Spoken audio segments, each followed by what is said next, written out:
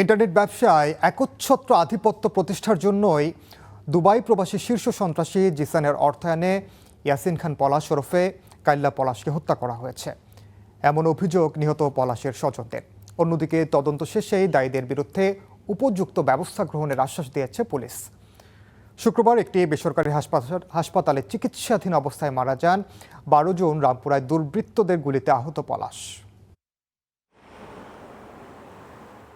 একসময় গোটা রামপুরা বাড্ডার খিলগাঁও এলাকার তালিকাভুক্ত শীর্ষ সন্ত্রাসী ছিলেন ইয়াসিন খান পলাশ ওরফে কাইল্লা পলাশ।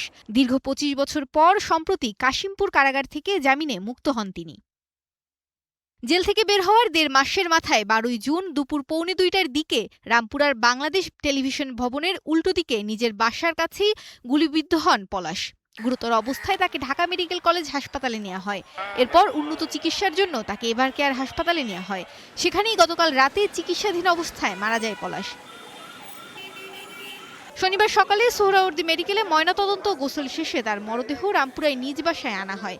এ সময় কান্নায় ভেঙে পড়েন স্বজনরা। স্বজনদের অভিযোগ, এলাকার ইন্টারনেট ব্যবসা নিয়ন্ত্রণ নিতেই দুবাই প্রবাসী শীর্ষ সন্ত্রাসী জিসান এই হত্যাকাণ্ডের নেপথ্যের মাস্টারমাইন্ড। 12 জন গ্রুপ ছিল তারা।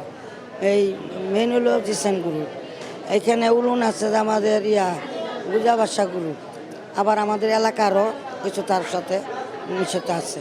2-3 দল এখানে আছে। আমাদের বাপ দাদা নানা আমরা অরিজিনাল রামপুরা স্থানীয়। এইখানে আমার বা ইন্টারনেটে ব্যবসা করতে তার সেটা করতেই পারে। অধিকতর তদন্ত শেষে জড়িতদের বিরুদ্ধে আইনি ব্যবস্থা গ্রহণের কথা জানায় পুলিশ। ঘটনাস্থলটা হাতিরঝিল থানা এলাকায় পড়ে। আর ওখানকার ওসি সাহেবের সঙ্গে আমার কথা হয়েছে। উনি বলেছেন যে মামলা সেখানে রুজু হয়েছে। শনাক্তকরণের সুবিধার্থে মামলাটা ডিবিতে স্থানান্তর করা হয়েছে এবং ডিবির যে টিম আছে তারা চেষ্টা করছে দ্রুতই সকল যারা এই ঘটনার সঙ্গে জড়িত সকল সন্দেহভাজনকে গ্রেপ্তার করার জন্য। এ মামলায় এখন পর্যন্ত 2 জনকে গ্রেপ্তার করা হয়েছে বলেও জানিয়েছে পুলিশ।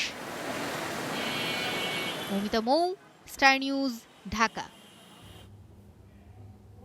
এই ছিল স্টার নিউজে সাথে থাকার জন্য ধন্যবাদ।